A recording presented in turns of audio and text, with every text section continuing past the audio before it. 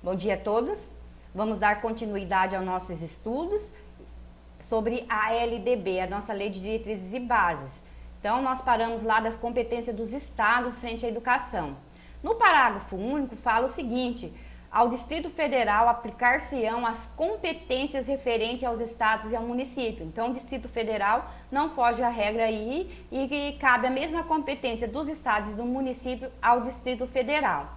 E os municípios? O que os municípios devem seguir aí em relação à educação? Quais são as competências do município frente à educação? Organizar, manter e desenvolver os órgãos e instituições oficiais do seu sistema de ensino, integrando as políticas e planos educacionais da União e do Estado.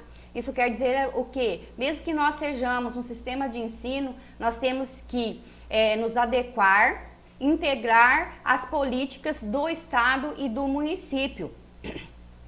Não temos como fugir. E lá no parágrafo único fala o seguinte: os municípios poderão optar ainda por se integrar ao sistema estadual de ensino ou com ele um sistema único de educação. É isso que Carlinda faz. Ela optou por integrar o sistema estadual de educação. E também, lá no quarto, fala o seguinte: autorizar, credenciar e supervisionar os estabelecimentos, seus sistemas de ensino. Mas, Maria, nós não somos sistema de ensino. Quem faz esse papel de supervisionar, autorizar e credenciar a nossa educação, a educação das nossas escolas? Aqui no município de Carlinda é a assessoria pedagógica. As escolas fazem o seu pedido de credenciamento, faz o pedido de renovação de autorização e a partir daí há uma vistoria pela assessoria pedagógica que vai encaminhar um relatório, um parecer aí ao Conselho Estadual de Educação e através desse parecer eles vão estar analisando todo o processo e dizer se a escola pode ou não pode funcionar. Ok? Belezinha? Tá. Também é função dos municípios exercer ação redistributiva em relação às suas escolas, baixar normas complementares para o seu sistema de ensino. Então, se nós fossemos sistemas de ensino, além de seguir as políticas aí do Estado e da União, nós poderíamos baixar normas complementares à nossa realidade. Infelizmente, por nós não sermos, um sistema de ensino, não termos um sistema de ensino em Carlinda, nossas normas e regras totalmente acompanhadas das normas e regras do Estado, da educação estadual. Oferecer a educação infantil em creches e pré-escolas e com prioridade ao ensino fundamental. Permitir a atuação em outros níveis de ensino somente quando estiverem atendidas plenamente as necessidades e as competências com recurso acima dos percentuais mínimos vinculados pela Constituição Federal. A manutenção e desenvolvimento do ensino. Qual que é esse percentual mínimo? 25%. Então, Maria, o município não pode investir em outros níveis de ensino, como o nível superior? Pode. Educação profissional pode, desde que a educação infantil e prioritariamente o ensino fundamental estejam garantidos na sua essência. Totalmente 100% belezinha. Se nós conseguirmos atingir 100% do ensino fundamental, da educação infantil de 4 e 5 anos e uma porcentagem relativa conforme está lá no nosso Plano Municipal de Educação de Atendimento à creche, a gente pode estar sim investindo em outros níveis de ensino, só que não pode ser dentro dos 25%. 25% tem que ser na educação infantil e no ensino fundamental. Acima dos 25%, não há problema algum do município aí estar investindo em outros níveis de ensino, ok? E assumir o transporte escolar dos alunos da rede municipal. Sim, nós temos que assumir o transporte escolar também. O Estado manda recurso para o município organiza toda a estrutura educacional de transporte e junto, em colaboração com o Estado, a gente faz os roteiros aí, dando acesso plenamente a todos que necessitam desse transporte para chegar à escola, ok? Vamos para o próximo slide? Próximo slide, nós vamos falar sobre o artigo 12. Os estabelecimentos de ensino, respeitadas as normas comuns e as do seu sistema de ensino, terão a incumbência de... Quem são esses estabelecimentos de ensino? As escolas. Então, preste bem atenção. Qual que é a sua responsabilidade enquanto escola? Elaborar e executar sua proposta pedagógica, o PPP. Todas as escolas é obrigatório ter a sua proposta pedagógica. O que eu quero ensinar? O que eu quero levar ao meu aluno? Qual que é a minha filosofia enquanto escola, enquanto educação? Então, dever da escola. Administrar seu pessoal e seus recursos materiais e financeiros. Então, o que é os recursos materiais e financeiros? Tudo que vem do PDDE, né? O PDDE eu vou entrar mais a fundo quando eu for fazer a capacitação direcionada aos conselhos de controle social, né? Prioritariamente os conselhos deliberativos. Eu vou ter uma explicação bem explícita e bem voltada ao PDDE, que é Programa Dinheiro Direto na Escola. Então, a escola tem que administrar os materiais, os recursos e o seu pessoal. Mas Maria, a escola não paga profissional. Poxa, não paga. Mas ele tem que saber quantos profissionais a escola precisa, como merendeira, zeladora, professores, né, técnico, diretor, coordenador, né, quantos motoristas são necessários para poder levar os alunos daquela instituição à escola. Tem que administrar isso aí, reportar à Secretaria de Educação para poder fazer essa distribuição conforme a necessidade de cada escola. Por isso que eu chamo bem a atenção dos diretores. Por exemplo, houve uma substituição na escola, então é a carga, é a responsabilidade do diretor informar a Secretaria de Educação que tem que se pagar tal, né, adicional àquele professor devido a uma substituição que ele fez. Por quê? Porque começa lá na escola, é a escola que sabe se o professor trabalhou uma hora a mais, uma hora a menos, se o motorista aquele dia cumpriu o seu papel, seu dever, né? Foi ao trabalho, se não foi, se precisa de uma substituição do motorista. Então, diretores, fiquem atentos a essa situação, responsabilidade de vocês também, tanto quanto da Secretaria de Educação. Assegurar o cumprimento dos dias letivos e horas-aulas estabelecidas.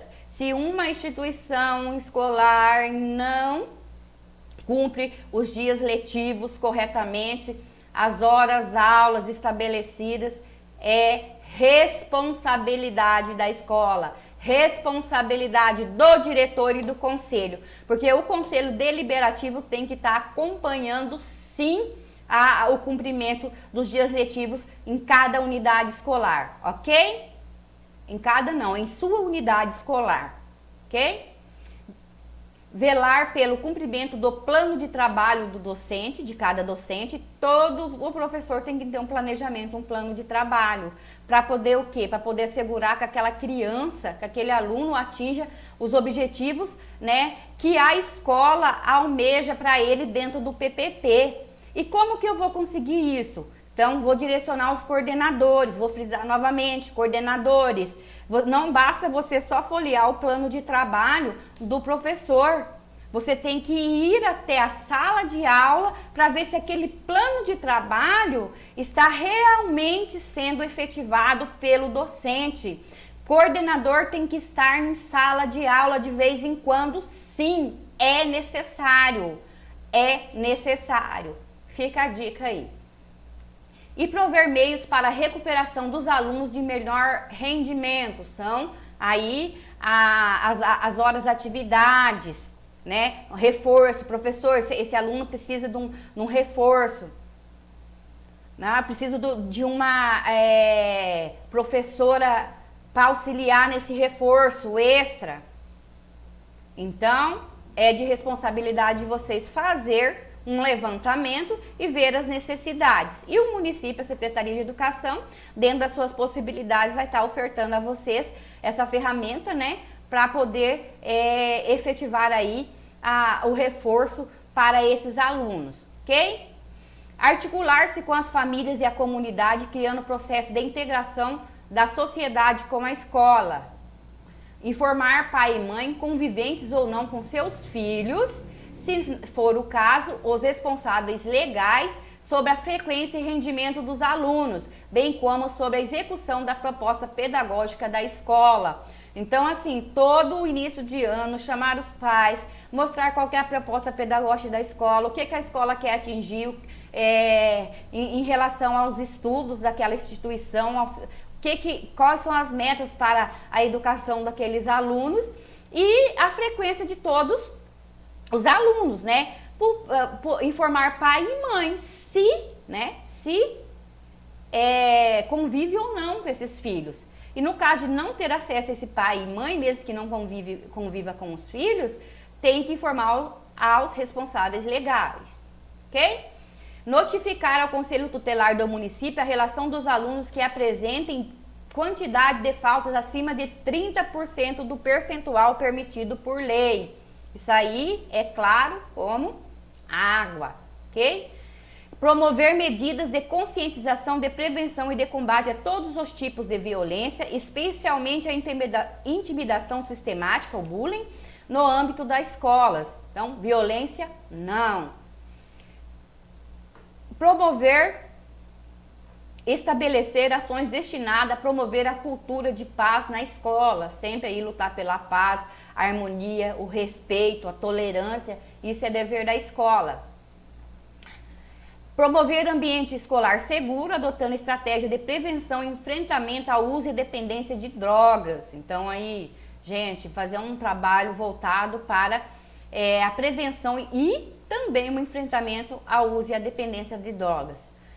O que vai ser as competências dos docentes, nossos professores? Os docentes incumbir-se-ão de participar da elaboração da proposta pedagógica do estabelecimento de ensino, isso é óbvio, né? Que todo professor tem que contribuir ali junto, né, com a direção, coordenação e demais profissionais, elaborar a proposta pedagógica e todos os anos, e assim que se fizer necessário, modificá-la, ok? Tem que ser em conjunto, nada de mexer em PPP 2, 3 só lá dentro da secretaria, é com todos, é com o conselho, é com os professores, é com os demais profissionais da educação, ok? Elaborar e cumprir plano de trabalho segundo a proposta pedagógica do estabelecimento de ensino. Então, eu tenho autonomia para fazer meu plano pedagógico? Tem, mas a autonomia do professor vai até chegar à proposta pedagógica da escola. Você não pode fazer um plano pedagógico sem saber quais são as diretrizes, as normas, a base que a tua escola, a tua unidade escolar, ela oferta através do PPP. Então, é obrigação dos professores estudar o PPP todos os anos, início de cada ano letivo. Se entrar um professor novo, tem que conhecer o PPP, tem que estar em sintonia com a proposta pedagógica da escola. E PPP não é documento de ficar guardado em gaveta, não. Querem deixar um documento guardado na gaveta para poder, para fins aí de documentais, beleza, façam 2, né, uma cópia e deixam um na sala dos professores, preferencialmente em cima da mesa dos professores, para que eles possam ter acesso fácil a esse documento e através desse documento elaborar seus planos de trabalho aí, ok? Zelar pela aprendizagem dos alunos, isso aí é dever de todos. Estabelecer estratégia de recuperação para os alunos de menor rendimento. Olha aí, professor, é tua responsabilidade também, ok? Tem que fazer uma estratégia. O que eu vou fazer com aquele meu aluno que está com menor rendimento? Eu vou tirar um espaço da minha hora pedagógica para mim trabalhar com esse aluno? A hora atividade? Pense bem. Vou pedir ajuda para as professoras articuladoras? Vou pedir ajuda para a coordenação, para a direção, se for o caso? E se não conseguir, para a Secretaria de Educação? Depende de você essa estratégia para poder ajudar a solucionar o problema do seu aluno, a dificuldade do seu aluno em termos de rendimento escolar. Estabelecer, já fui, né? Ministrar os dias letivos e horas aulas estabelecidas, além de participar integralmente dos períodos dedicados ao planejamento, à avaliação e ao desenvolvimento profissional. Então, assim, dias letivos, carga horária mínima de minha aula é de minha responsabilidade. Nós, enquanto Secretaria de Educação, vimos a dificuldade que muitos profissionais têm de ministrar o teu tempo de aula. Mas como que vocês viram isso? Através do aumento da carga horária para reposição. Então, assim, eu tenho que repor. Eu trabalho na área de ciências, então eu tenho 120 horas lá a ser trabalhada com o meu aluno. Essas 120 horas tem que estar lá registrada no meu diário. Diário, gente. Diário não é semanário, não é mensário, não é anuário, é diário, diariamente. Então, se naquele dia, no dia 23/4, eu trabalhei 5 horas da minha disciplina, eu tenho que ter autonomia e consciência, que foram 5 horas. E passar para o meu coordenador a quantidade de horas trabalhadas. E a gente verificou, não são todos, mas tem muitos profissionais que se perdem na sua carga horária de administração de aula. E eu quero falar, quando a gente fala administração de aula, a gente está falando de hora atividade, a gente não está falando de horas extras, nós estamos falando da aula professor-aluno, aluno-professor. Temos que ter essa autonomia. E se o professor não tem, a escola tem que fazer um relatório, né? Chamar ele à parte, relatar a situação e na terceira notificação encaminhar para a Secretaria de Educação. Porque é tua responsabilidade, professor, saber quantas aulas foram ministradas mensal, diariamente, em cada turma que você leciona. Não tem como fugir desta situação.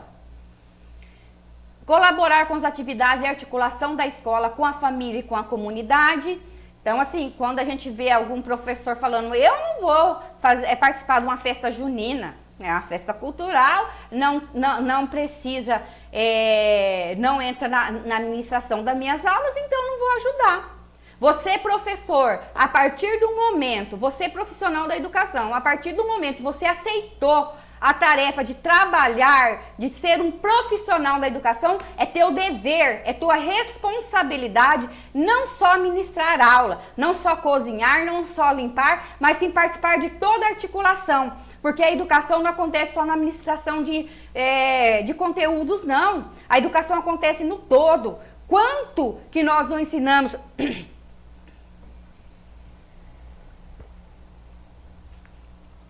Quanto que nós não ensinamos nossos alunos, culturalmente, numa organização de uma festa junina?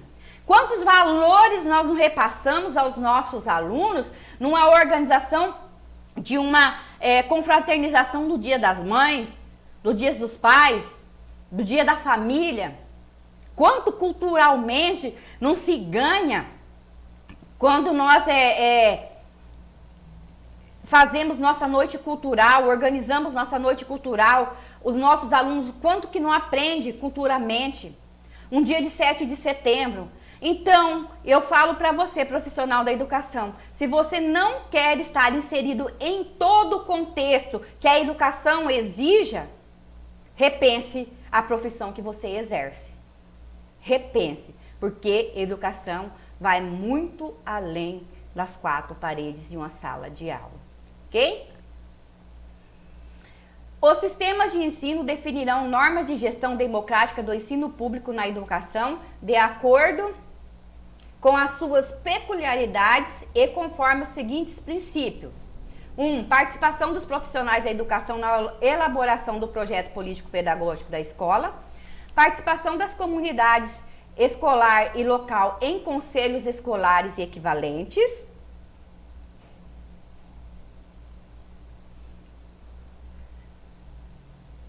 O que quer dizer isso aí, gente? Tem que se fazer essa mobilização. Tem que se fazer essa mobilização junto à comunidade. Tem que se levar às comunidades a importância deles estarem inseridos dentro da escola através dos nossos conselhos. É dever da escola fazer essa mobilização.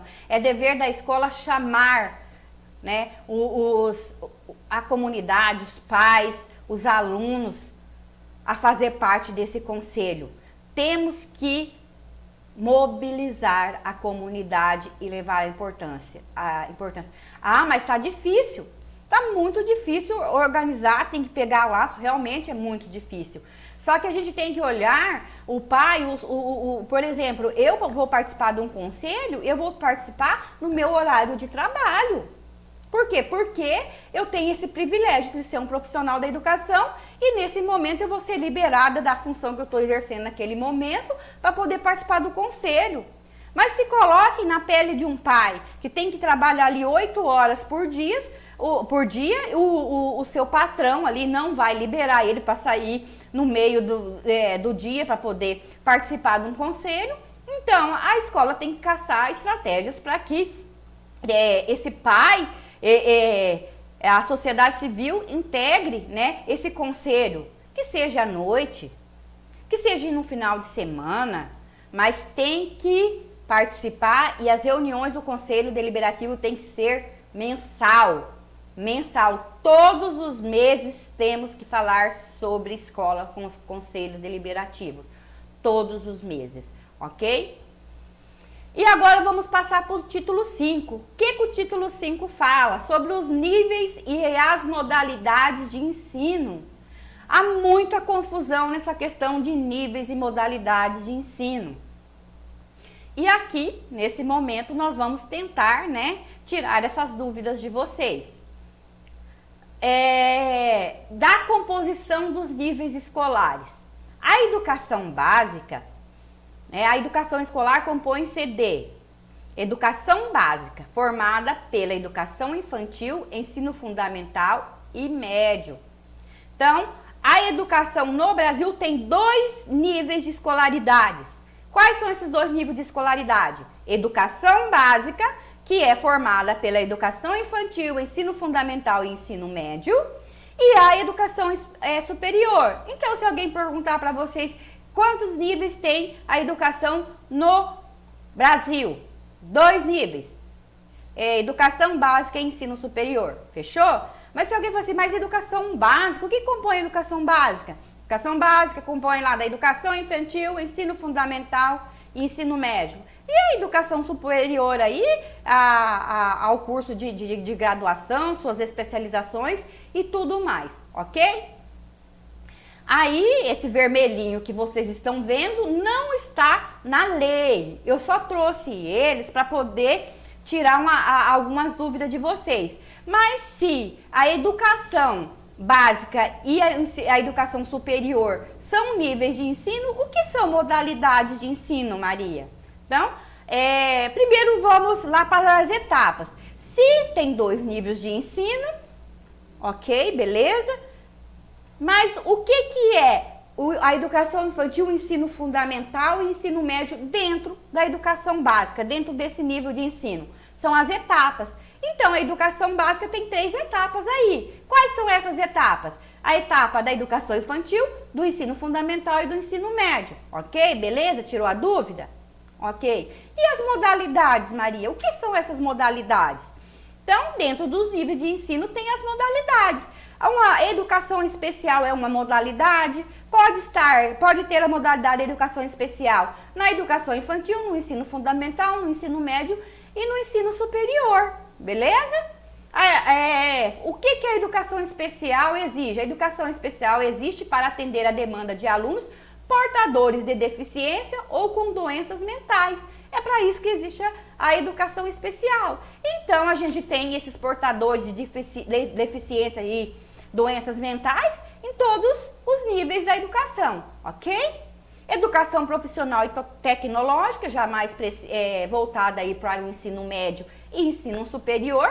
A educação de jovens e adultos, né, que são aqueles adultos que não conseguiram atingir os seus estudos até sua idade, então, né, há aquele estudo voltado para os jovens e adultos, o que é falado, o EJA, né, e a educação indígena, temos muito, principalmente no estado de Mato Grosso aí, muitas aldeias aí, muitos índios, e tem que ter essa modalidade lá dentro das aldeias, e a educação à distância, que é as EADs da vida aí, então, há essa modalidade.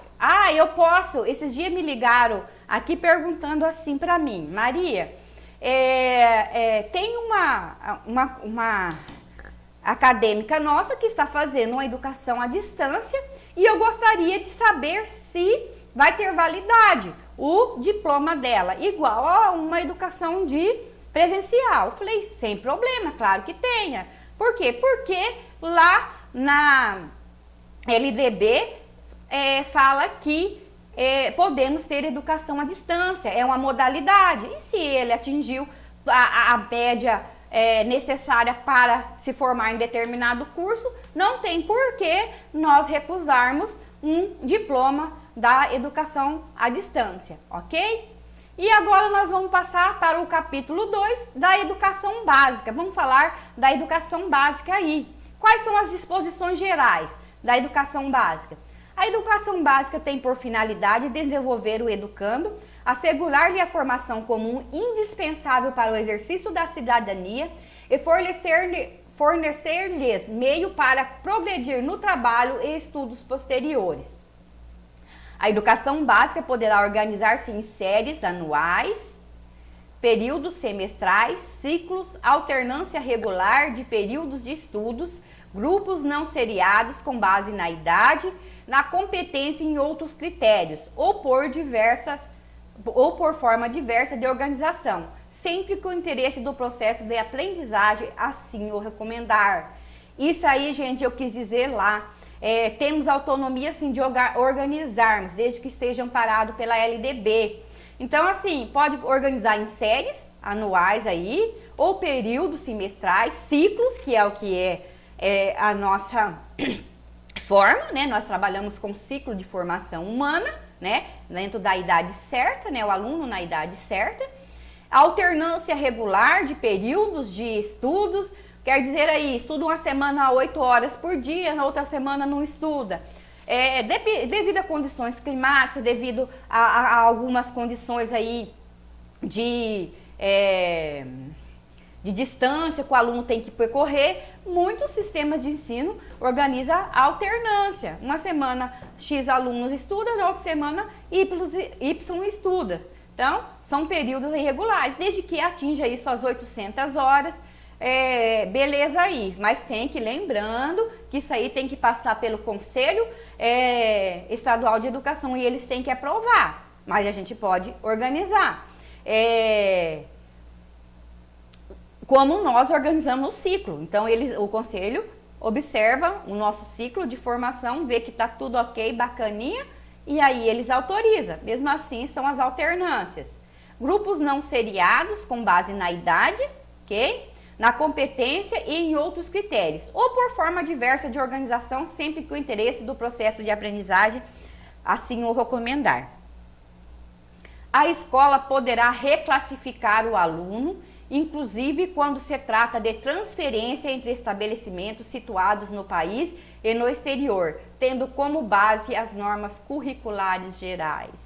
Gente, esses dias eu estava, na realidade, se eu não me engano, foi ontem, eu estava no salão e alguém me questionou, vai vir, né, um enteado meu de outro país, lá está iniciando o estudo, e aqui já está quase em maio, né? Já está bem adiantado. Ele vai ter que perder esse ano, ele vai ter que parar, porque a diferenciação de período escolar, de ano letivo nosso e do país em que ele está vivendo atualmente é diferenciada. Prestem bem atenção. Não se pode deixar um aluno até 17 anos fora da escola, independentemente de qualquer contexto. É nosso dever.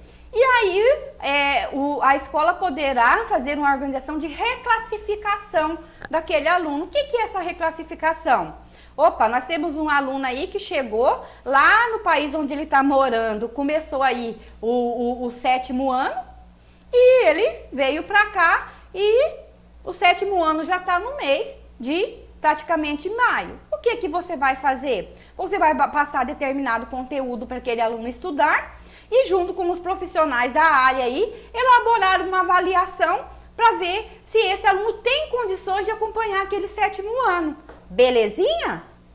E aí resolve o problema, a situação do aluno. Mas jamais podemos deixar aquele aluno fora de sala de aula. Houve também uma diretora que ligou para mim esses dias atrás e falou assim: Maria, estou com um problema com um aluno nosso que foi transferido para uma cidade X, e lá na cidade X eles já terminaram o ano letivo de 2020, no ano de 2020 nós vamos terminar agora em março. E eles não querem aceitar o aluno. Aí o que eu falei? Ó, vocês ligam lá para a escola, a primeira coisa que tem que fazer, ver qual a escola que esse aluno está estudando, e chame a escola para responsabilidade. Eles têm obrigatoriedade a nível nacional. Toda e qualquer escola tem obrigatoriedade de receber esse aluno e buscar metas, estratégias para poder reclassificar esse aluno. E se eles se recusarem a aceitar esse aluno, liga para mim que eu vou entrar em contato com a escola, e se preciso for, com a Secretaria de Educação. Se a Secretaria de Educação não atender ao nosso pedido, nós temos que lutar por esse aluno sim e vamos até o Ministério Público. Mas eu acredito que nunca vai chegar a isso, porque realmente quem é sabedor da legislação vigente jamais vai fazer isso com um aluno, ok? Mas temos que buscar e nós não podemos nos negar a receber esse aluno até 17 anos, até que se complete 18 anos. 17 anos e até que se complete 18. 17 meses, 11 dias, 17 meses, 17 anos, 11 meses e 29 dias. Nossa responsabilidade, ok? E o calendário escolar deverá se adequar às peculiaridades locais, inclusive climáticas e econômicas, a critério do respectivo sistema de ensino, sem com isso reduzir o número de horas letivas previstas em lei. Então, assim, temos que organizar. Aí, quando se falar, a escola tem autonomia de organizar o seu calendário escolar. Essa autonomia é 100%? Não, ninguém tem autonomia 100% dentro de uma gestão democrática, gente. A gente tem que seguir normas, critérios. E um dos critérios que impede essa autonomia total das escolas é em relação ao transporte escolar. Temos que ter consciência de otimizar o transporte escolar. Se tem aula na rede estadual, então a município tem que acompanhar a rede estadual. Por quê? Porque o transporte desses alunos é feito em conjunto. Por exemplo, numa escola que nem a Manuel Bandeira, a Iraci e a Tancredo, né? São 3 escolas da zona urbana e os alunos dessas 3 escolas utilizam os mesmos transportes escolar. E se uma tem aula esse dia e a outra não tem, o que vai acontecer? O custo vai ser maior. Não quer dizer que nunca possa haver, porque dependendo da peculiaridade, a situação, a necessidade, desde que seja feita com responsabilidade e consciência, porque a gente está lidando com o dinheiro público, pode ser feito sim, como aconteceu em algumas épocas aí, a questão da greve, o Estado tinha que repor greve, aí o governo estadual teve que mandar recurso a mais, entenderam? Mas a gente tem que se ater a essas situações, né? Mas a escola tem a flexibilidade aí de estar organizado no seu calendário, né? Essa semana mesmo, na Escola Manuel Bandeira, nós tínhamos um feriado dia 21 de abril, que cairia numa quarta-feira. A Escola Manuel Bandeira reuniu com todos os seus profissionais e assim decidiram que eles paralisariam na sexta e trabalhariam dentro do feriado. Isso pode, Maria? É legal? Pode. É legal, depende da consonância da maioria, sempre eu falo, decisões na escola têm que ser tomadas junto com todos, se não tiver todos, mas pelo menos a maioria, ok? Vamos para o próximo slide? A educação básica nos níveis fundamental e médio será organizada de acordo com as seguintes regras comuns. Carga horária mínima anual será de 800 horas para o ensino fundamental e para o ensino médio, distribuída por um mínimo de 200 dias letivos, né, de efetivo trabalho escolar, excluído o tempo reservado aos exames finais quando houver. Gente, olha lá, no mínimo 200 dias, né, com exceção que houve uma prerrogativa aí, a questão da pandemia, ele foi exigido pelo Conselho Nacional os 800 horas, mas não os 200 dias letivos, mas são casos excepcionais, o mundo está vivendo uma pandemia, ok? Tivemos que nos reinventar aí, mas o aluno tem direito a 800 horas e 200 dias letivos. E só teve o problema aí dos 200 dias letivos, por quê? Porque nós paralisamos muito tempo no ano anterior. E esse ano não, nós não vamos parar. Vamos trabalhar de forma remota? Vamos trabalhar apostilado? Vamos. Via internet? Vamos. Online? Vamos. Mas vamos cumprir os nossos dias letivos. Não quer dizer, isso aí é um mínimo, não quer dizer que a gente pode trabalhar 202, 203, 210, 215, 300 dias letivos, se assim tiver condições de trabalhar. Então, você profissional, você professor, você não ganha só por 200 dias letivos, você ganha mensal pelo mês trabalhado. Às vezes a turma fala assim, eu tenho que cumprir os 200 dias letivos e beleza. Não é. Você tem que contar o feriado, sábado e domingo, ver quantos dias dão aí, o restante, é trabalho na certa. Não tem como fugir dessa regra, ok? E tem que ser excluído os exames finais, quando houver. O que são esses exames finais? Esses exames de final de ano que não contabiliza como dia letivo, não. Então, a escola vai reunir todas as turmas para poder fazer um exame final para verificar se ajudar aí na sua avaliação. Porque nós sabemos que não é só os exames que vai ditar, né, se esse aluno vai ou não progredir, passar de um ano para o outro, que nem os alunos gostam de dizer, né, ser aprovado ou não, ok? Eu não gosto da palavra aprovado, a ser retido ou vai passar para a próxima turma. Reprovado é bem complicado, é muito difícil, muito puxado aí na questão da gente falar você está reprovado. O que é ser reprovado, gente? É puxado, né? Quem somos nós para reprovar alguém? Eu particularmente não uso então, ou retido ou feita a progressão desse aluno para a turma seguinte. Pensa aí num termo melhor de falar, porque aprovado e reprovado pode ser dito sem problema algum, mas eu particularmente, Maria, não gosto dessa palavra, ok? Classificação em qualquer série ou etapa, exceto a primeira do ensino fundamental, pode ser feita. É óbvio que o primeiro ano ninguém pode reclassificar, né? Por quê? E classificar esse aluno da educação infantil, automaticamente, pela idade, ele vai lá para o primeiro ano, ok? Por transferência, por promoção para alunos que cursaram com aproveitamento a série ou a fase anterior na própria escola. Por transferência para candidatos procedentes de outra escola. Independentemente de escolarização anterior, mediante a avaliação feita para a escola que define o grau de desenvolvimento e experiência do candidato e permita sua inscrição na série ou etapa adequada, conforme regulamentação no respectivo sistema de ensino. Está aí, gente. Por quê? Nosso sistema de ensino, nós trabalhamos com ciclo de formação humana, por idade. Aí eu tenho um aluno que está lá com 12 anos no terceiro ano. E esse aluno, ele estava com muita dificuldade e foi feito um trabalho muito forte em cima desse aluno de recuperação. E esse aluno conseguiu, de uma hora para outra, o professor sabe o que a gente está falando aí, deu aquele clique e o aluno,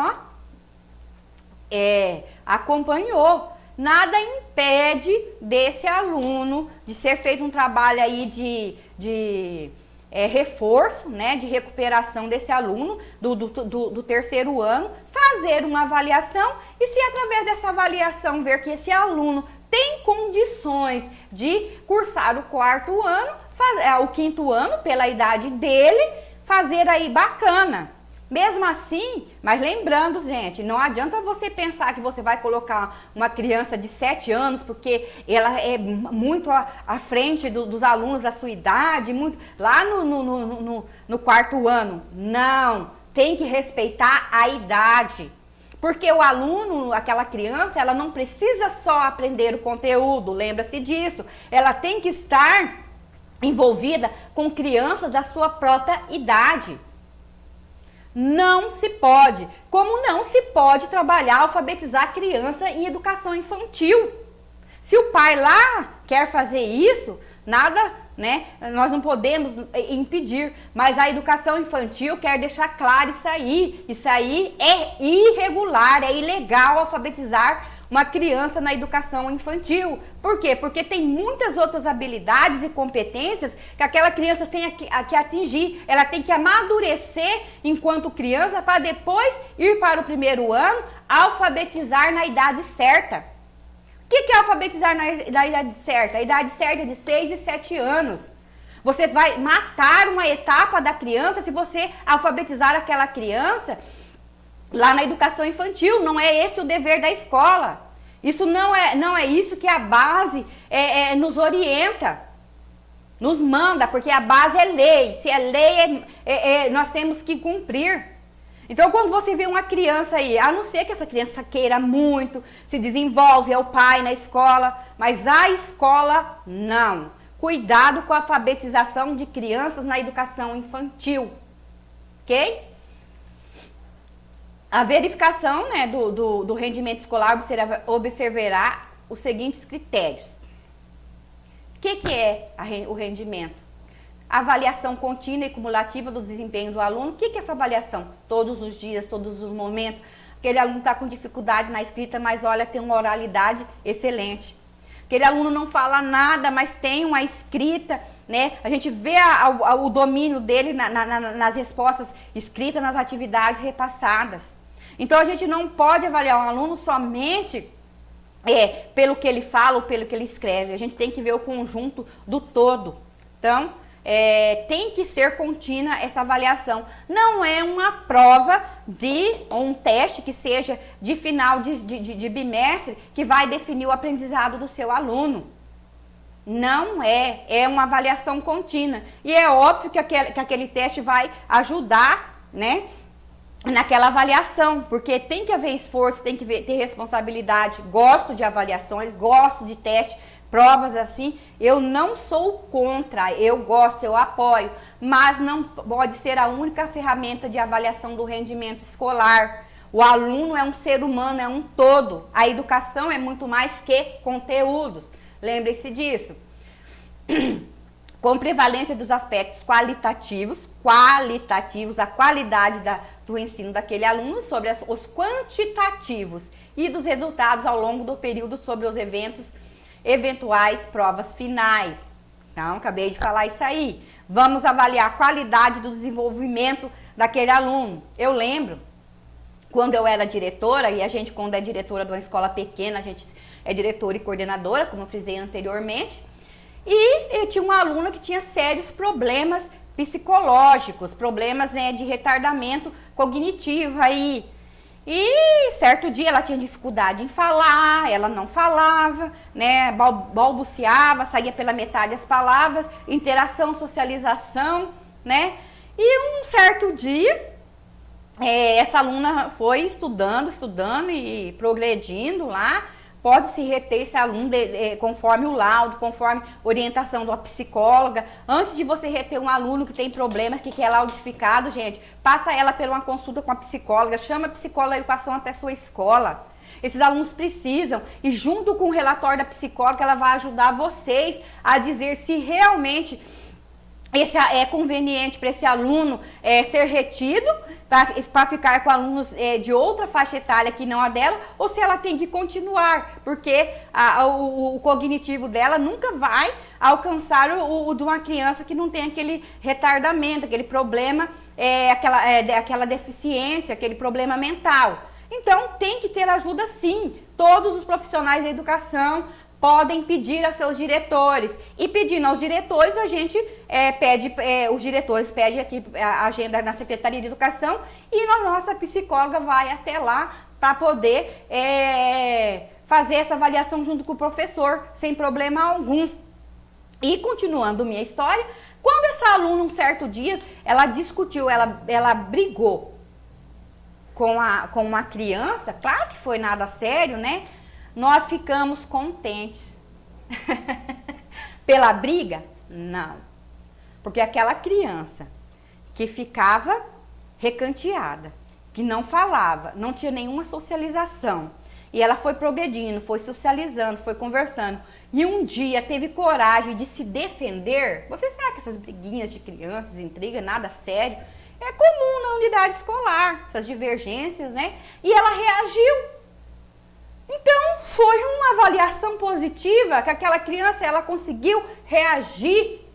Ela estava tendo uma progressão boa em relação à sua situação, a sua condição real, onde nós pegamos ela lá no primeiro ano na educação infantil com aqueles bloqueios de socialização.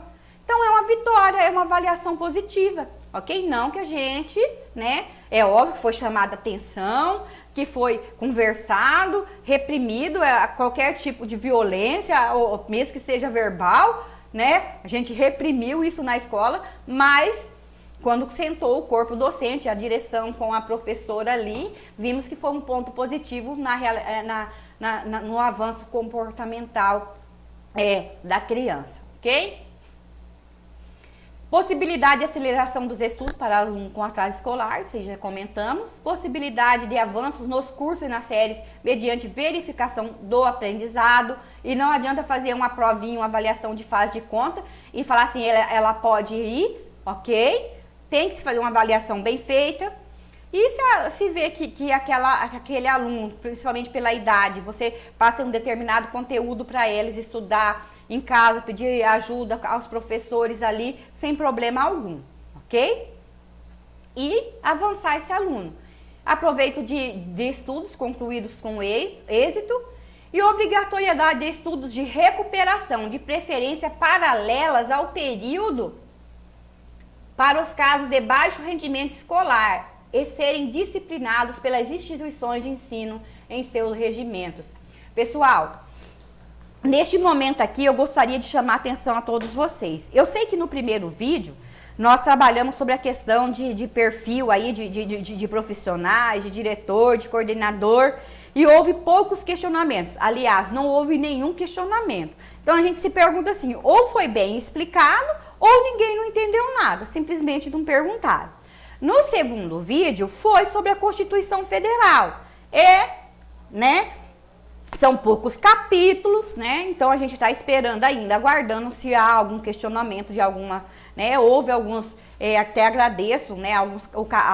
Alguns questionamentos de algumas pessoas falando, olha, eu não entendi isso, agora estou entendendo, a gente fica feliz de estar chegando até vocês. Mas na LDB há essa necessidade. Por quê? Porque tem que haver, é muito ampla, mexe muito com a estrutura do dia a dia da sala de aula. Se você tiver alguma dúvida, por favor, perguntem, não deixem de perguntar, que a gente vai buscar, a gente vai estar rediscutindo se for necessário, porque envolve muito no dia a dia da sala de aula. Então, quando fala que essa obrigatoriedade de estudos de recuperação de preferência paralelos, sentem com os seus diretores, sentem com os seus coordenadores.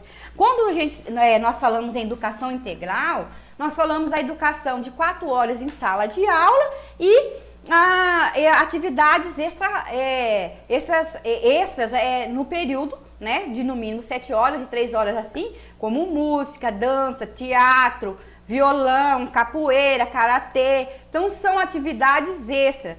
Para você pegar uma criança que estudou 4 horas, que já tem dificuldade, talvez pela disciplina, porque não é disciplinado, talvez por dificuldade de concentração, talvez por dificuldade de mesmo ali cognitiva ou né, tá tendo dificuldade no conteúdo, você pegar essa criança, trabalhar com ela 4 horas, em seguida mais 3, o rendimento é muito pouco. É muito pouco porque é cansativo, né? Eu tô diminuindo esses vídeos aqui porque já reclamaram 1 hora de vídeo eu falando sem parar.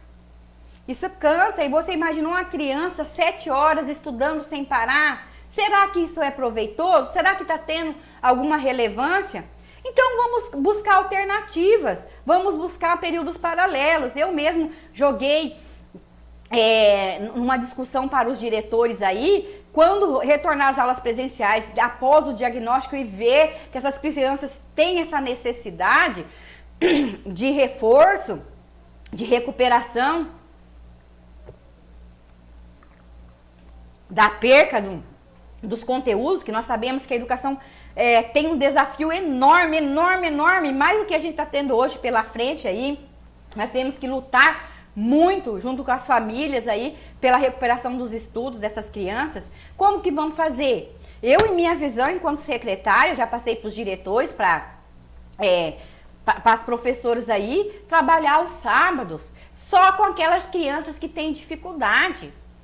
Ou, Maria, mas o sábado não dá. Que seja na articulação, que a articulação aconteça no sábado, que esses alunos que têm muita dificuldade em português trabalhem comigo, que sou professora regente, ao sábado, né? É óbvio que haverá o dia a mais lá no final do mês, hora extra, ou então que trabalhe com outro professor só para recuperação. Será que vai haver, né, mais rendimento se trabalhar com outro professor que entenda mais do português, que entenda mais da matemática? Porque de primeiro momento nós vamos buscar reforço nessas 2 áreas, português e matemática. E depois, progressivamente, a gente pode estar estendendo para as demais áreas aí, até que esse aluno atinja o aprendizado que nós, escola, queremos para ele, ok? Então, assim, é bom vocês estarem conversando, falando com os professores, com os diretores, coordenadores, e já vendo a possibilidade do que será feito, qual que é a ideia de vocês, e aí, juntos aí, cada diretor vai trazer a posição da sua escola e juntos nós vamos tomar decisões futuras aí, nós, Secretaria de Educação, junto com os diretores, e conselhos aí para poder verificar o rumo, a direção da nossa educação na volta das aulas presenciais. Inclusive, né, eu falei para os diretores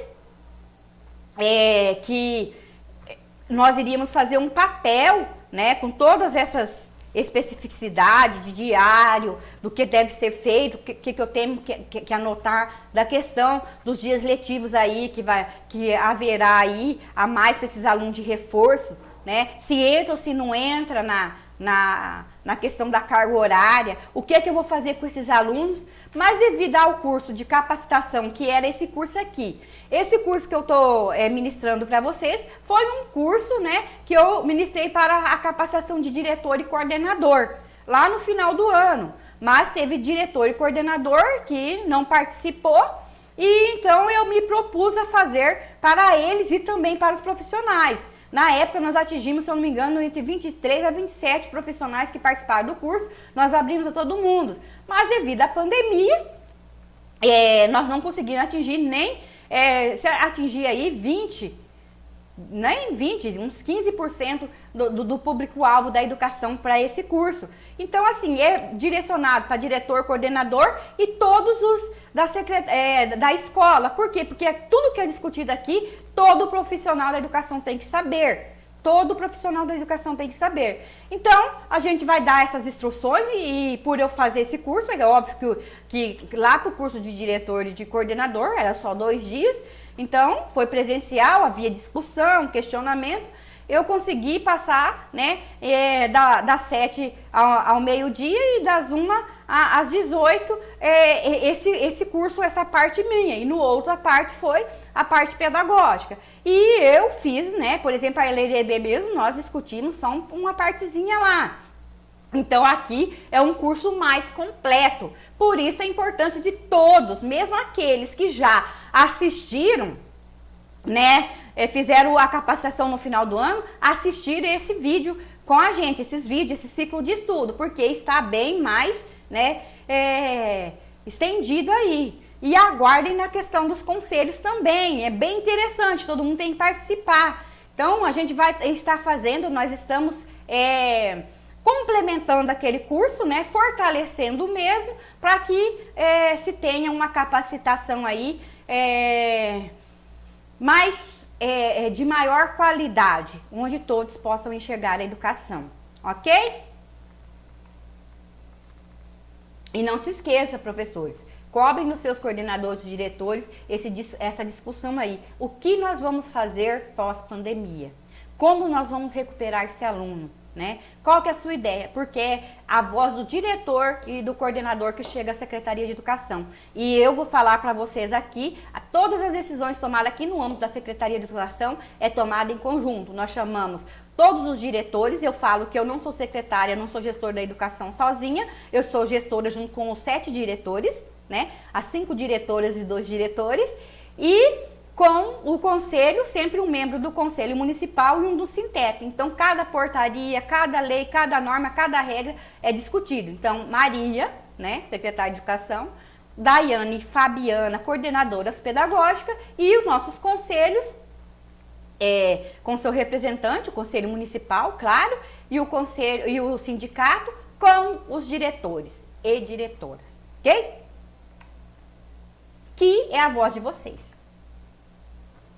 No artigo 24, nós já falamos, eu cliquei aqui, não foi, né? Controle da frequência fica a cargo da escola, conforme disposto do seu regimento e normas do respectivo sistema de ensino, exigida a frequência mínima de 75% do total das horas letivas de aprovação.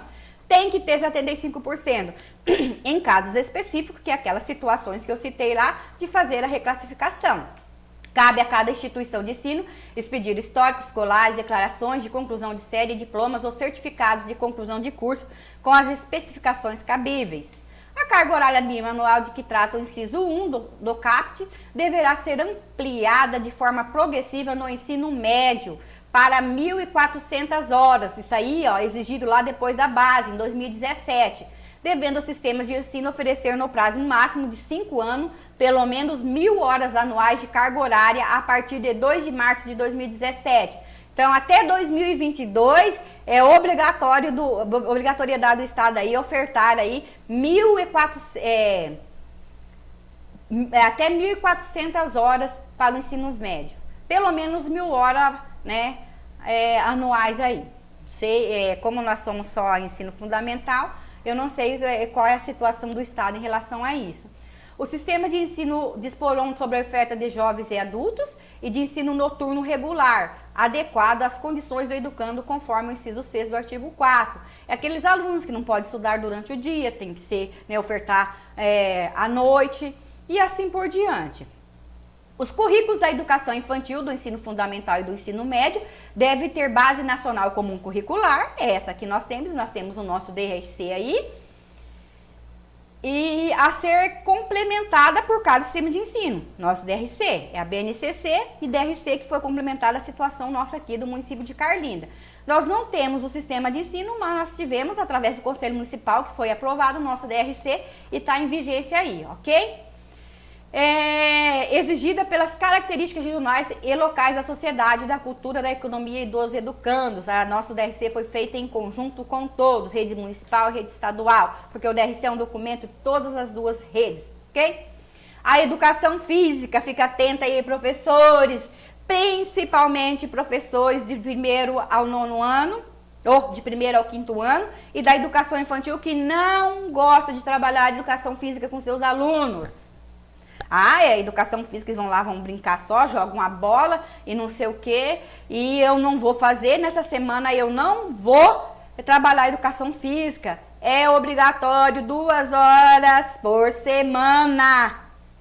2 horas seu aluno tem direito. E aquele professor que não deixa seu aluno fazer educação física porque ele fez para puni-lo de alguma coisa, está cometendo algo ilegal. Educação física não é para a alegria do aluno, não.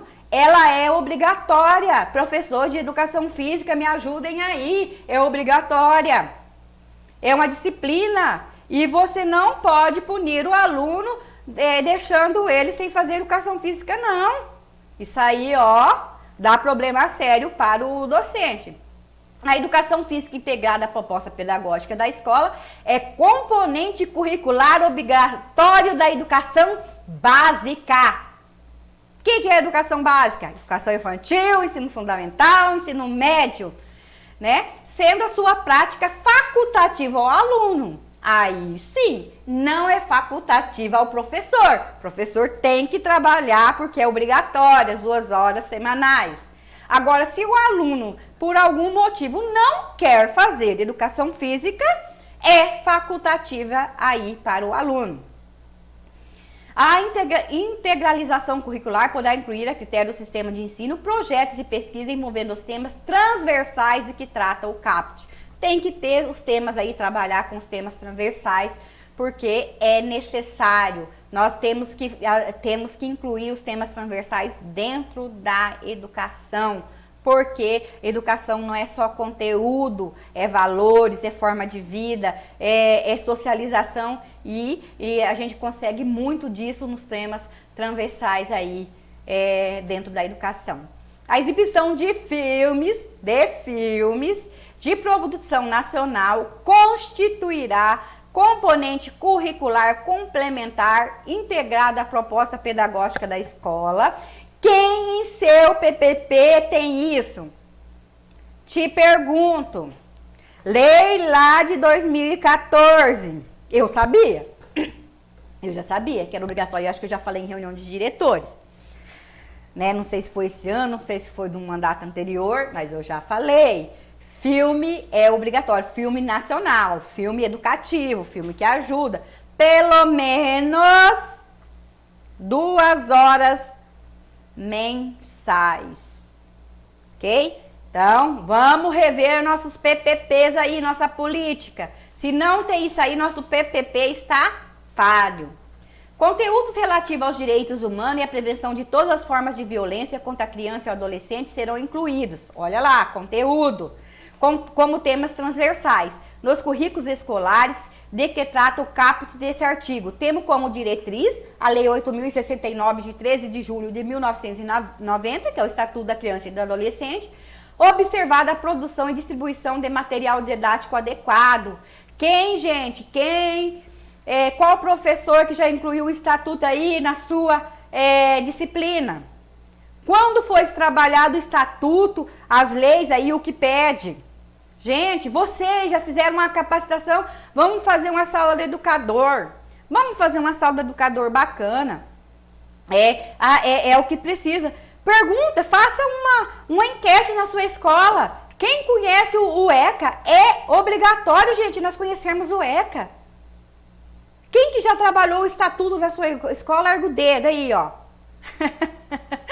Então tá, beleza, todo mundo já trabalhou, né? Valeu, é isso aí mesmo. A educação alimentar e nutricional será incluída entre os temas transversais de que trata o caput. Gente, a educação nutricional é obrigatória. Por quê? Todas as meriendas, vocês veem que no decorrer dos anos, nossa merenda tornou-se totalmente diferenciada. Por mais que a merendeira adora fazer bolinho, para as crianças ficar felizes, eu também gostava quando as crianças comiam algo e ficavam felizes. Por mais que eu adorava fazer um doce, alguma coisa que é a alegria da criança, a gente não pode. E ela tem que saber o porquê do tipo de alimentação que ela está comendo. E como ele vai conseguir fazer isso?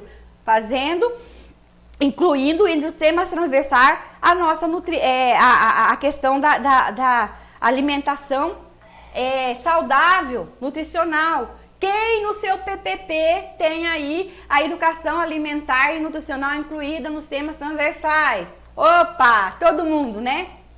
É isso aí. E a inclusão de novos componentes curriculares de caráter obrigatório da base, né? Comum curricular dependerá da aprovação do Conselho Nacional de Educação, ok?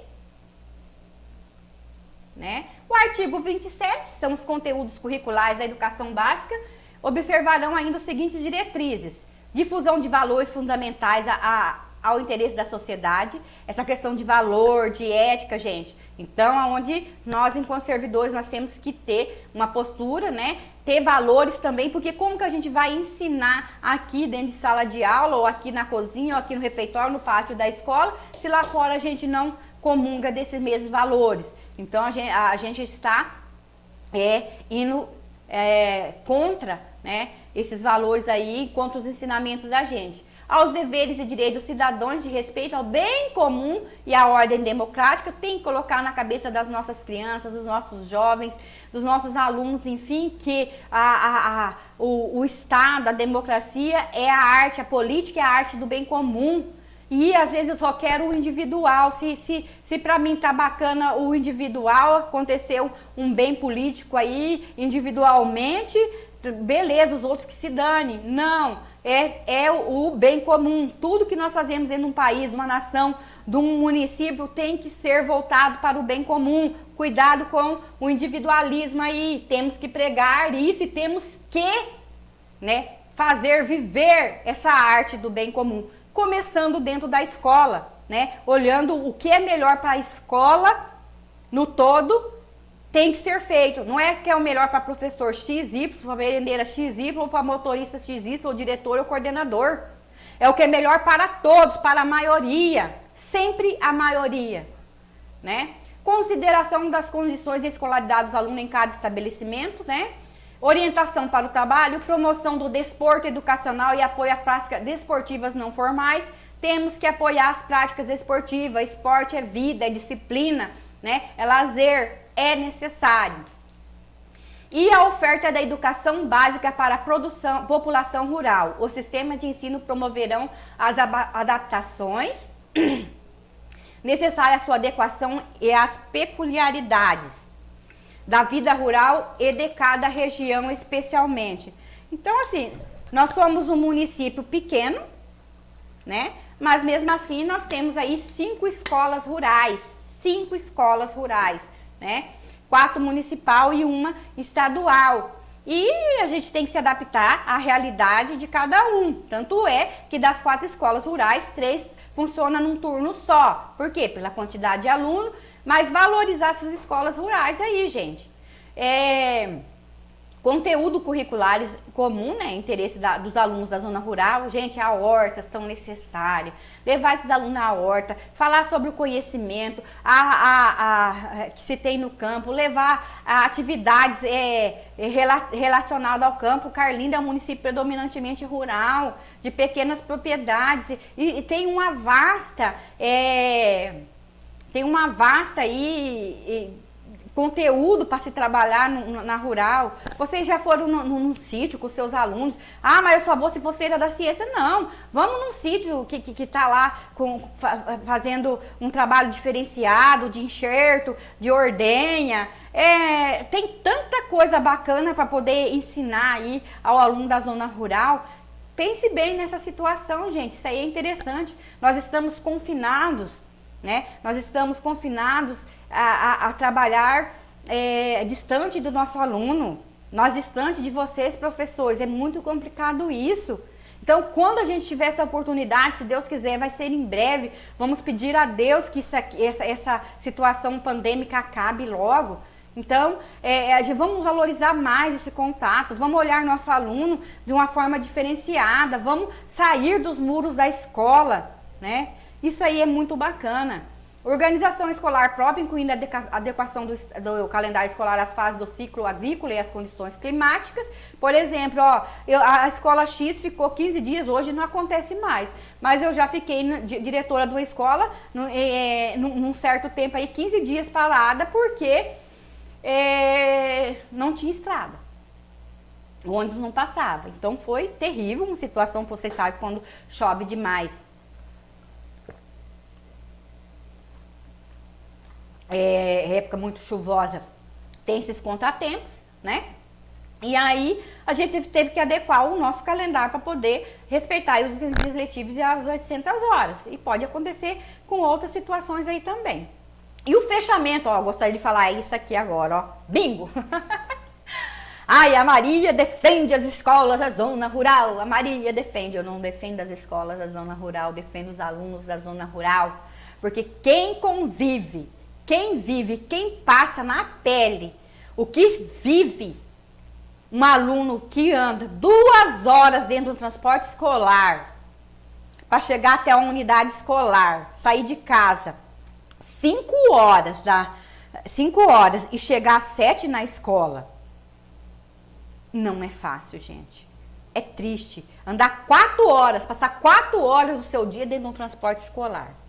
E recentemente, Maria, conversando com uma professora que trabalhava só na zona urbana e ela assumiu um concurso e está trabalhando na zona rural. Ela olhou assim para mim. Eu não vou citar o nome dela, eu gostaria de citar, né? Mas eu não posso porque ela não deu autorização. Se ela me der autorização, eu vou citar. Ela foi entregar atividades. Até mesmo os professores da zona rural não tinham noção do que o seu aluno passava. E ela foi entregar atividades. E ela falou assim para mim, nunca mais eu vou questionar a educação no campo. Nunca mais. Quando ela chega lá na beira de um rio, que um pai tem que atravessar de barco, no caso o pai foi buscar atividade, mas as crianças todos os dias têm que atravessar de barco para poder chegar até a escola, andar aí 35, 40 quilômetros num transporte escolar para chegar na escola. É só vivendo, é só vivenciando. Então, sim, porque se você, aqui da zona urbana, você sai 15 minutos, você chega dentro da unidade escolar. Claro que em grandes metrópoles não é assim, é a mesma dificuldade praticamente, né, de quem mora na zona rural aqui. Mas não é fácil, não é fácil. E prestem atenção no parágrafo único aí do artigo 27 da LDB. Prestem atenção, desde 2014. O fechamento de escolas do campo, indígenas e quilombolas, será precedido de manifestação do órgão normativo, que é o Conselho, do respectivo sistema de ensino, que considerará a justificativa apresentada pela Secretaria de Educação, a análise do diagnóstico do impacto da ação e a manifestação da comunidade escolar. Pode fechar? Pode. Esse negócio de redimensionamento, meu filho, ó, esquece. É fechar mesmo. Sabe, pegar um aluno da escola e passar para outro, é fechar. Ninguém me compra, é fechar a escola. Pode ser feita? Pode, desde que a Secretaria de Educação dê uma justificativa plausível lá para o sistema de ensino. O Conselho de Educação, Estadual de Educação, vai fazer todo o diagnóstico e verificar se realmente o impacto para aquele aluno será positivo,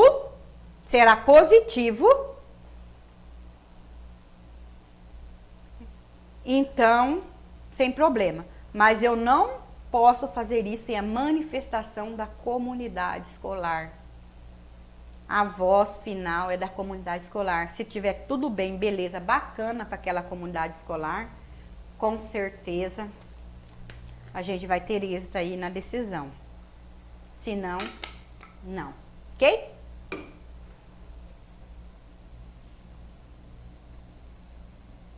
E o artigo 29 e fala da educação infantil. Já discuti alguns pontos aí sobre a educação infantil com vocês, questão do aprendizado, alfabetização. Gente, não fiquem parados. Entre em contato com a gente se estiver acontecendo isso. Educação infantil, vê lá, tem que ser educada conforme Base Nacional da Educação. A educação infantil, primeira etapa da educação básica, tem como finalidade o desenvolvimento integral da criança de até 5 anos, que não fala alfabetização não, viu? Esse desenvolvimento em seus aspectos físico, psicológico, intelectual e social, complementando a ação da família e da comunidade. Então a escola vai ensinar tudo que aquela criança da educação infantil sabe? Não!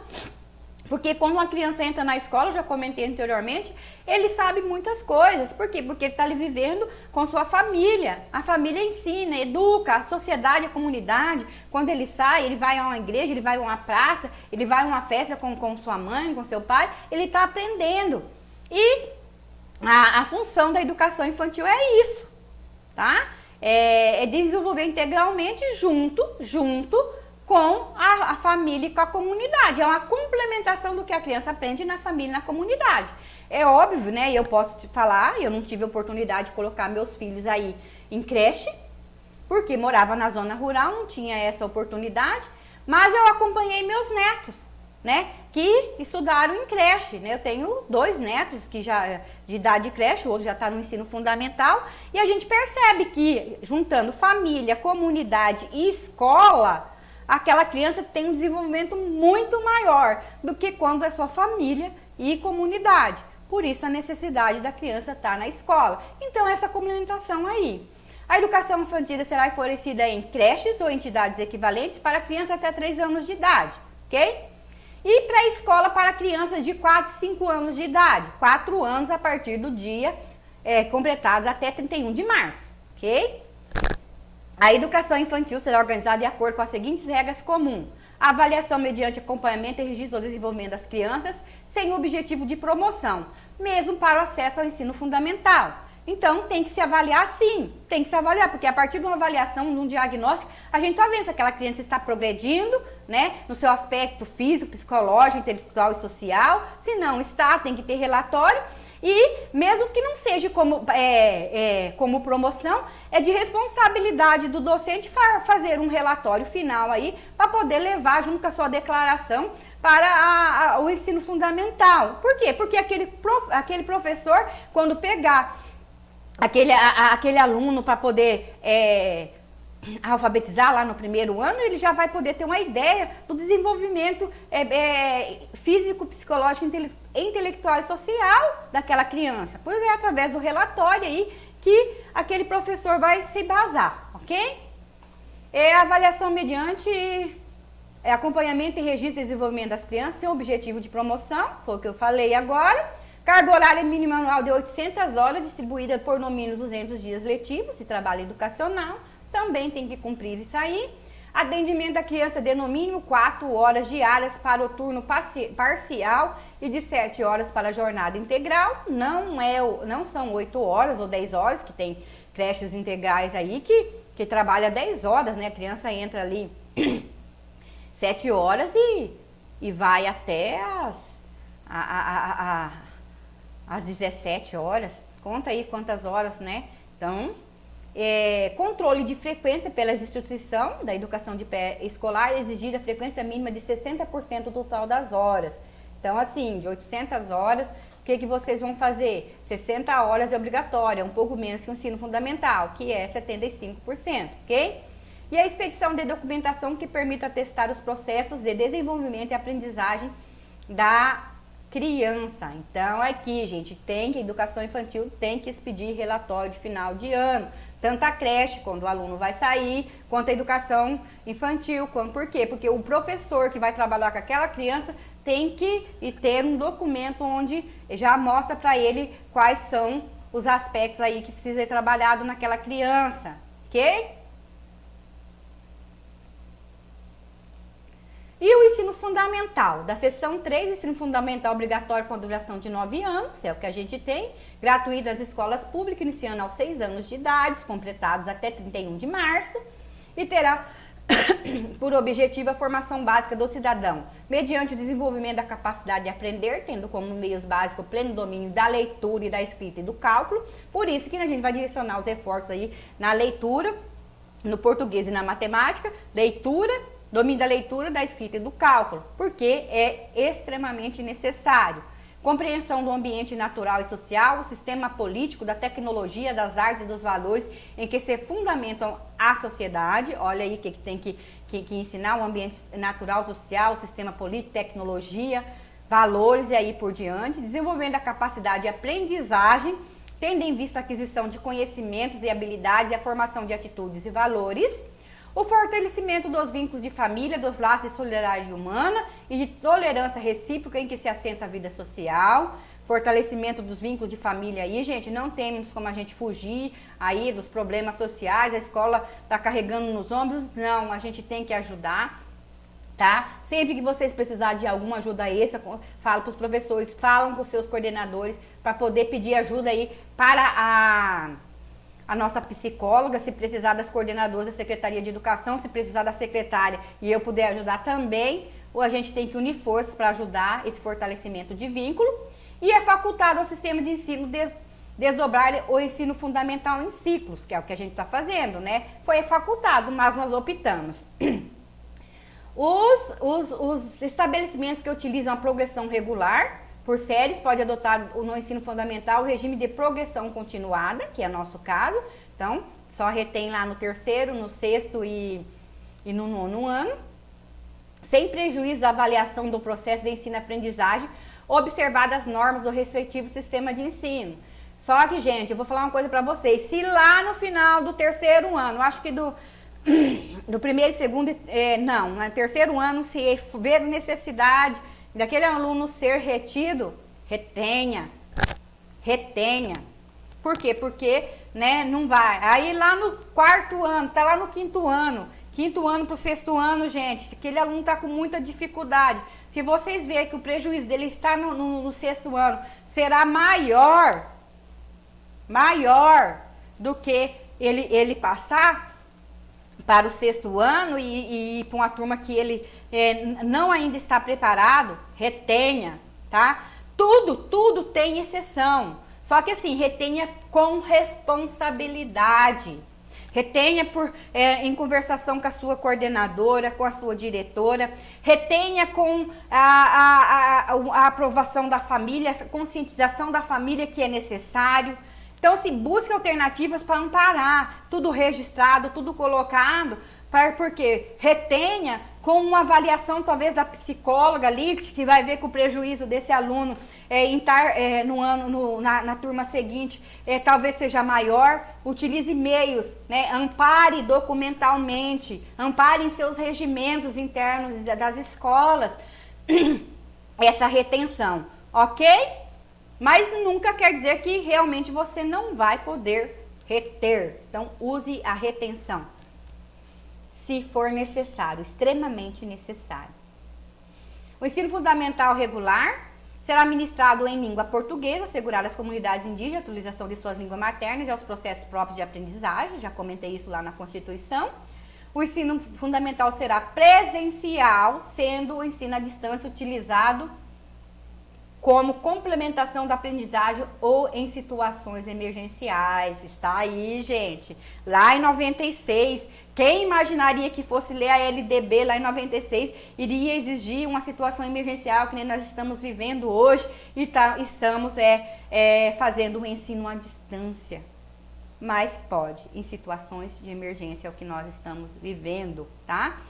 E pode haver complementação, né? Nessas reposições de aula. Vou voltar a falar com você, professor. Uma das ideias que tenho eu para a questão dos reforços aí é classificar os alunos, diagnosticar os alunos com maior rendimento, com rendimento, e aqueles com rendimento necessário para aquela turma, para aquele conteúdo em si, que conseguiu pegar através do ensino à distância, do ensino remoto aí, mandar atividades extracurriculares online para eles, apostilas, né? Pensa bem. Então, discuta isso na sua escola, professor.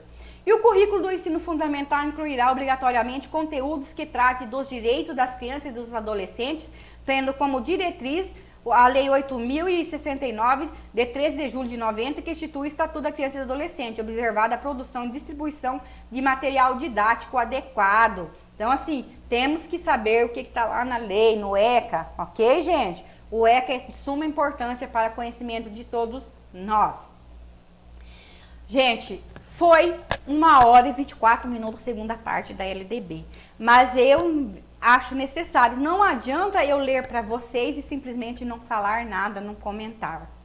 Então, ler por ler, vocês podem ler. Então a gente tem que, né, o pouco de conhecimento que eu tenho em cima da educação, eu tenho que discutir, eu tenho que falar.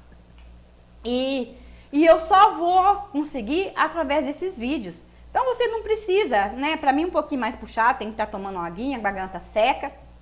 Né, eu quero falar que eu estou numa sala à parte, longe, por isso que eu não estou usando máscara, estou sozinha, então as meninas, a Daiane vem aqui, organiza para mim todo o sistema, porque eu não sou muito tecnológica, e ela me organiza, eu com máscara, tudo, com todos os cuidados, e após, no período de gravação, a gente pede para ninguém estar entrando, e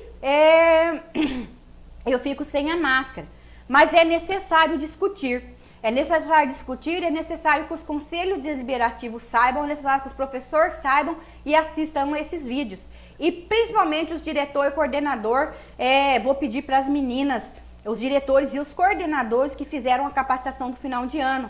É necessário eles voltar a ver aí a LDB. É necessário. Por quê? Porque na capacitação anterior só foi um slide para mim falar sobre a LDB. Eu só queria apresentar ela como a lei mãe, de suma importância. Eu não discuti tanto quanto eu gostaria a LDB, porque a LDB é muito mais extensa, né? Mas eu vejo que já deu um parâmetro aí para vocês verem o quanto ela é importante, o quanto é necessário vocês estar buscando ler essa LDB. E é uma das tarefas das atividades complementares ali, da leitura da LDB na íntegra, tá? Então, nós vamos ficando por aqui, ok? Ainda não terminou a capacitação, eu tinha pedido para a Fabiana organizar a capacitação em partes para poder não ficar os vídeos muito extensos. Mas vai surgindo a necessidade de a gente falar mais, de conversar mais com vocês, né? E a parte 2 vai continuar ainda, e vai continuar com o código de ética, tá? Vai ser a parte 2A, B e a parte 2C. O código de ética que é obrigatório a todos os profissionais da educação. Eu sei que cada um de vocês tem um código de ética em mão e nós vamos escafunchar o código de ética aí, fazer um estudo muito aprofundado do nosso código de ética. E não é só para os profissionais não, para os conselheiros também. Por quê? Porque desde que nós somos agentes públicos, independente se remunerados ou não, quem são os agentes públicos? Eu sou um agente público, porque sou a profissional da educação, eu trabalho para o serviço público.